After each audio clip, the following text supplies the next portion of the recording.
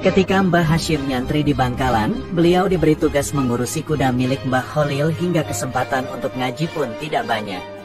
Pada suatu hari, Mbah Kholil kedatangan tamu dari Jawa dan kebetulan dia seorang kiai juga. Tapi santrinya tak sampai ratusan, hanya puluhan saja.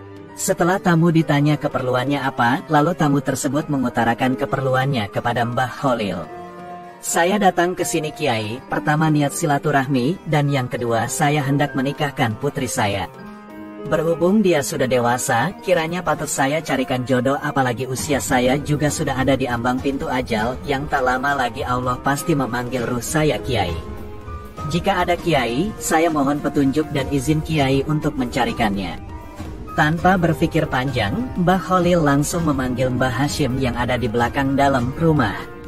Mbah Kholil sedang ngurusi kuda.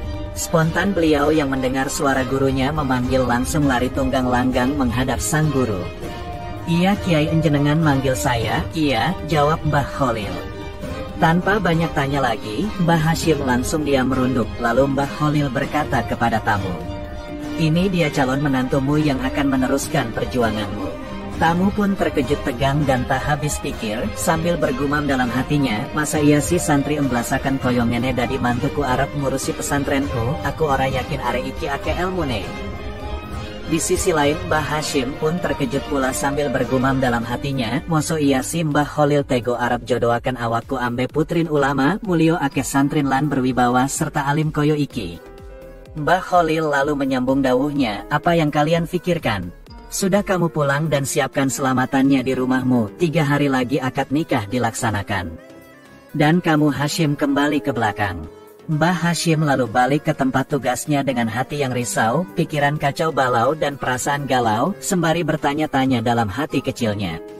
"Bagaimana saya bisa menjalani ini semua? Kenapa guru tidak memberitahu saya sebelumnya atau paling tidak menawarkannya?"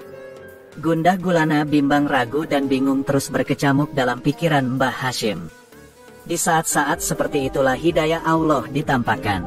Mbah Hashim teringat di mana suatu hari saat Mbah Kholil molang kitab, beliau dawuh sederhana saja, "Barang siapa di antara kalian yang ingin tercapai hajatnya, maka bacalah sholawat nariyah sebanyak-banyaknya, dan pada waktu ijabah sangat dianjurkan, yaitu setelah separuh malam hingga menjelang subuh."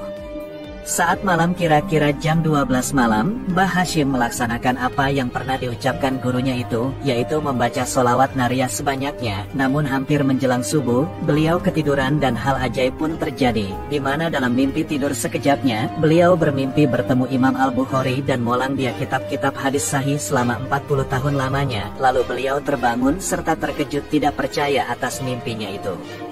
Di malam yang kedua terjadi lagi, cuma dalam mimpinya beliau bertemu Imam Asy-Syafi'i dan molang beliau kitab-kitab fikih dari berbagai mazhab, yaitu Imam Asy-Syafi'i sendiri, Hanafi, Maliki, dan Hambali selama 40 tahun lamanya.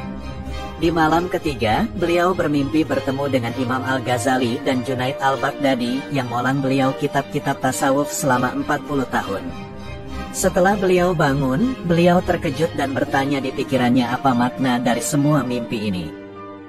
Keesokan harinya, beliau hendak bertanya kepada gurunya, namun tidak ada kesempatan karena beliau justru disuruh siap-siap berangkat ke rumah mertua untuk melangsungkan akad nikah. Lalu keduanya pun berangkat. Sampai di tempat tujuan langsung dilakukan akad nikah. Selesai itu, Mbah Kholil akan pulang ke Bangkalan, tapi sepatah kata pun tak ada yang keluar terucap dari Mbah Kholil, mulai dari Bangkalan hingga sampai di tempat pernikahan. Baru Mbah Kholil mau pulang, beliau dawuh kepada Mbah Hashim lalu kepada mertuanya yang disaksikan banyak santri dan tamu undangan. Kepada Mbah Hashim, Mbah Kholil berkata, "Hashim, jangan nyeleweng-nyeleweng ya ibadah, ikut yang dicontohkan Nabi melalui ulamanya. Ikuti ulamanya Allah biar selamat, Allah pasti bersamamu." Kemudian kepada mertua Mbah Hashim, Mbah Kholil berkata, "Jangan ragu dengan Hashim, dia sudah ngaji 120 tahun lamanya." Baik Mbah Hashim, mertua dan yang lainnya jadi tidak paham serta kebingungan menafsiri dawuh Mbah Kholil, karena mereka pikir ini tidak masuk akal. Kapan ngajinya sampai 120 tahun, sementara usia beliau belum sampai 50. Lalu Mbah Kholil pun balik ke Bangkalan. Esoknya Mbah Hashim diuji mertuanya sembari ingin membuktikan sealim apakah menantunya yang dijagokan gurunya itu. dan beliau pun dengan agak gugup berada di masjid. Sementara di tempat yang biasa mertuanya duduk sudah disediakan 2 kitab tafsir dan hadis. Tanpa ditanya, si santri pun dan ustadz memberitahukan batas yang harus diajarkan dan dibaca. Keajaiban pun dimulai. Tanpa harus menengok, apalagi memegang kitabnya, Mbah Hashim langsung membaca dengan fasih dan hafal di luar kepala, serta membahasnya layaknya masyayikh yang sudah kenyang dengan segudang ilmu. Tak satu pun ada yang salah baca. Ustadz dan santri senior yang tidak yakin dengan kemampuan beliau pun jadi takjub, begitu pula mertuanya yang mengintip dari celah jendela rumahnya pun ikut takjub. Dari hari itu hingga seterusnya, Mbah Hashimlah yang molang semua kitab-kitab klasik yang tebal-tebal dari berbagai cabang ilmu agama Islam.